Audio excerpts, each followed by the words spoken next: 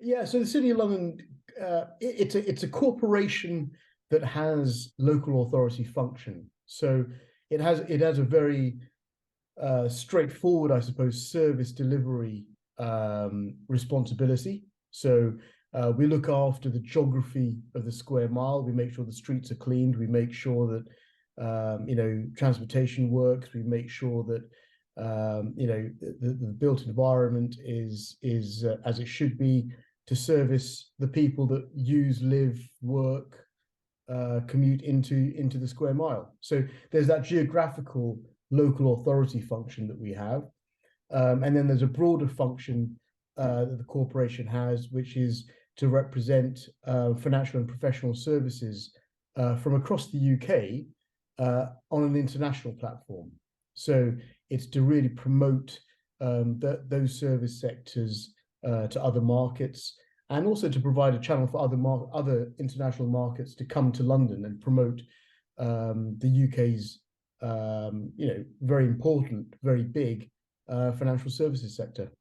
So with the local authority function, in terms of how does that work with the government and Parliament and the Mayor of London? Could you just go into a bit more detail about that in terms of, are there Sure. certain rules and things you have to focus on, follow? Yeah, I mean, in that sense, we are, as with any other local authority, we have to. So there's a thing called the London Plan, which is Mayor Sadiq's plan for London, and we make a city plan, but that city plan has to comply and work within the bounds of that London plan, and then the London plan works within a national framework, and so you get these sort of cake tiers of plans that come through. So that in a way gives us a skeleton framework of what we should be doing. How should we, for example, on the transport network, that's run by TfL, but we have a certain amount of autonomy within the square mile. We control quite a lot of our streets and walkways, and we have a drive for pedestrianisation, and that's driven off the back of a London-wide policy, I suppose, to create healthy streets, right? And that's based on a sort of national program to tackle climate change and reduce vehicle emissions. So you have all these layers of policy, and the City of London plays a part in that, as with anyone else. Just on your point actually about how driving carbon emissions and those type of things down. So I was just in London this morning, and actually there was the ULEZ protesters in Trafalgar Square. So I just wanted to get your opinion on those type of things, in terms of their whole line of argument was about how if you have the ULEZ charge, it will drive more people into poverty because of rising costs and things. What's your opinion on that? Yeah, I mean, ULEZ was created to reduce congestion within central London. That was the initial premise for it. It was to try and get healthier air, healthier streets, and a move to try and encourage people to use public transportation systems and the mass transit systems that we really have a very dense network of within central London. And if you look around, I can't remember the last time I drove within the sort of central London area, because there's no need to. There's a really good bus, rail, tube network that services that really well. And especially now we've got the Elizabeth line as well. That's an extra layer of public transport network that we have. I think where the mayor's looking at expanding that ULEZ. I mean, central London's had the ULEZ already for a while, and it works, I think, reasonably well. It's effective in acting as a deterrent for people making private vehicle journeys.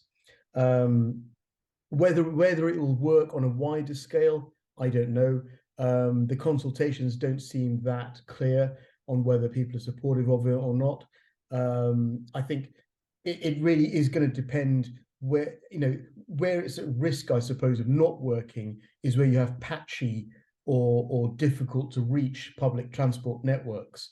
So if they can tackle that issue and make sure that there are alternative provisions, then I think it could be a really successful expansion. But you've got to make sure you've got provision for people to travel and carry out their day-to-day work and business and shopping and all the rest of it, without damaging the environment, right? We all want a clean environment. We all want clean air. It's about getting that balance right. Yeah. So I think if we move the conversation slightly towards you and what you do in the City of London, you are the chairman of the Planning and Transportation Committee. So what does that entail? Yeah, so yeah, absolutely. So I got elected as chairman in May last year, so May 2022. So I've been in the job about 9 months. We really look after, I suppose, the built environment in the city. So this is one of the local authority functions that we have, and it's looking after our streets. It's looking after the infrastructure, all the utilities that we have. It's about granting planning permission for, mostly in the city, it's for office buildings rather than residential.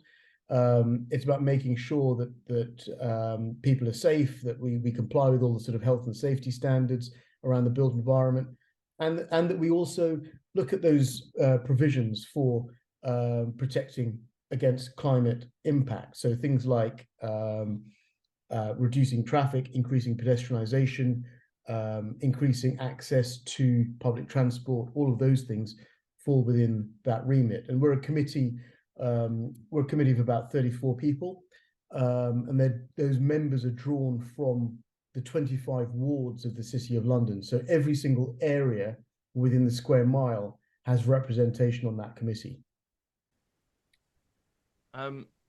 That's quite interesting because there's obviously a lot of differing views within all of that. So in terms of when it comes to making decisions, how does that work? Like in terms of the efficiency of procedures? Sure. No, every member has one vote. I also only have one vote. Although I chair the committee, that's more of a stewarding role in making sure that we have a constructive and a progressive debate about these things. But no, everyone has a vote, and we regularly vote on different applications. So we're all trained. We get a certain amount of training in what are relevant planning considerations and what are perhaps our views on architectural merit, which aren't necessarily planning considerations. So we get a certain amount of training in that. And then, yeah, we debate. So we have applicants who come in and put their case, and we have objectors who come in and put their case. And then we debate the various merits of it, and we have a vote. And we meet probably about once every 3 or 4 weeks to look at various applications. And the more difficult ones, so the ones that either have a big public impact or that have a certain number of objections, we will hear those in person as a committee. A lot of it is delegated, so we have a team of officers who are the sort of experts, if you like, and a lot of applications that aren't necessarily that impactful will simply go through a delegated system with the officers. Okay, perfect. So I think it seems very, very efficient in many ways due to the delegation of power. And I'm sure Dylan and I both can agree as politics students, that's something lots more institutions can try and strive for. Agreed. But now I just was wondering whether you could talk about the importance of the City of London, because historically it's obviously been extremely important in terms of trade, with merchants being based in the City of London.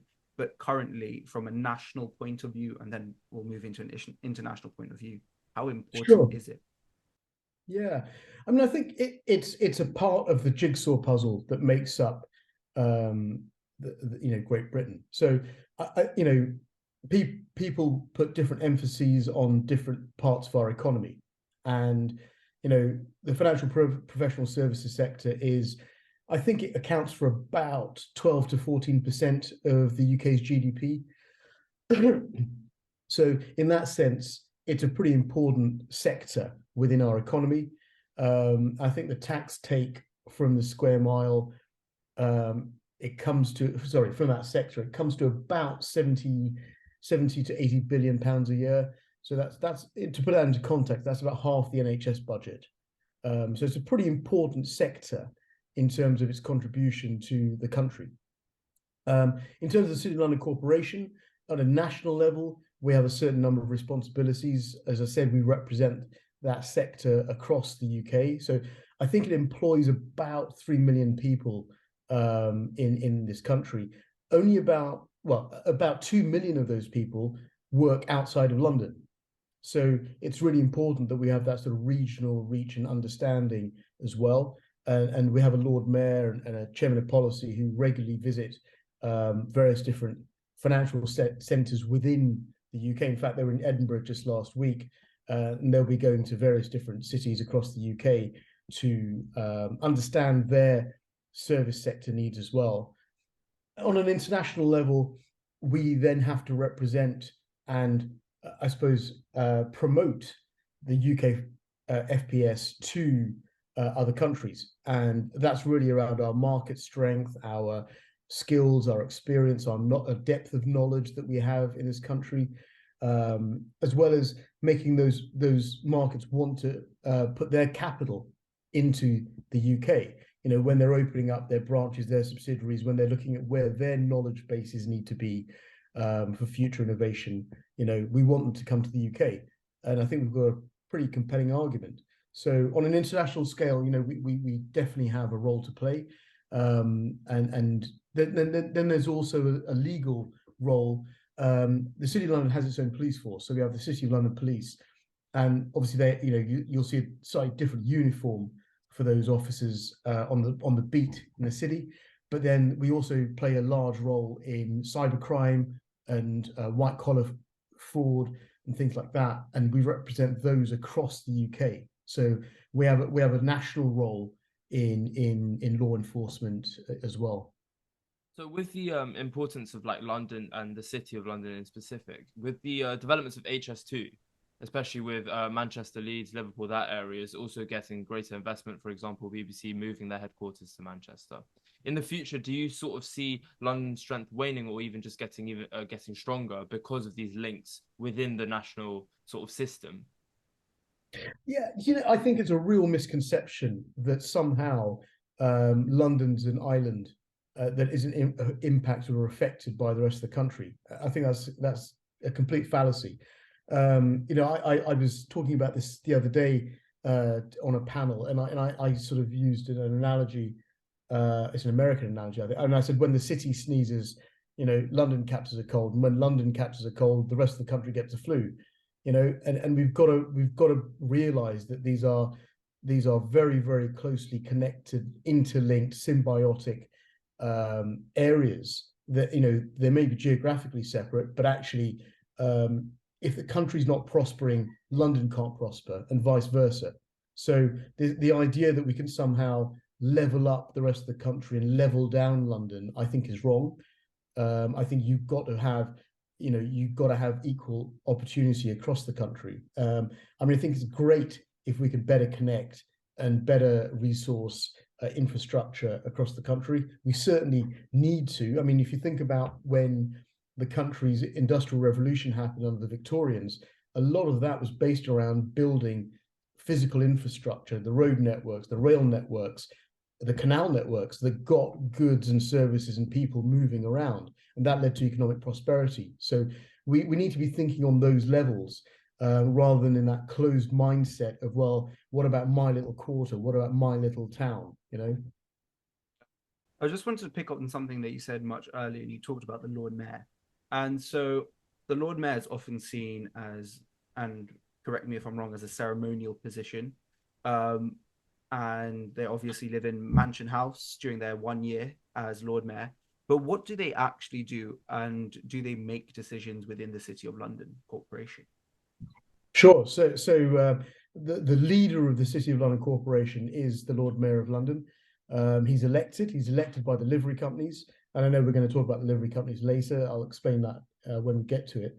So it's an elected position for a year. As you said, they live in Mansion House. Yes, there is a civic role. You know, you'll see him wearing his tricorn hat and his robes and all the rest of it, and his big chain.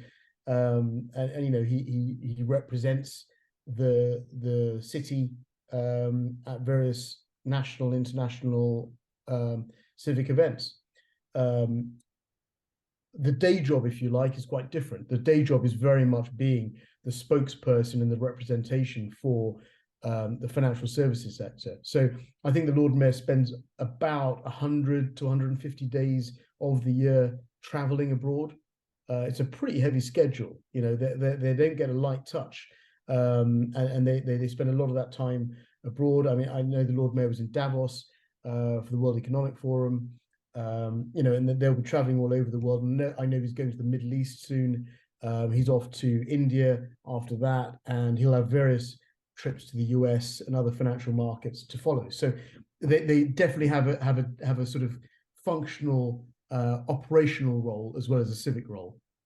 And then finally, before we move on to livery companies and that sector of this podcast, when you talked about you know, the international role that City of London Corporation, London as a whole, has to play with the current recession that we're going through in terms of the economic state of the country, what do you actually see in terms of Britain's like role and part to play in the global economy as we bounce back from this crisis, as some may call it? Yeah, I mean, I'm not an economist, right? So I suppose my view is as valid as any other punter in that respect.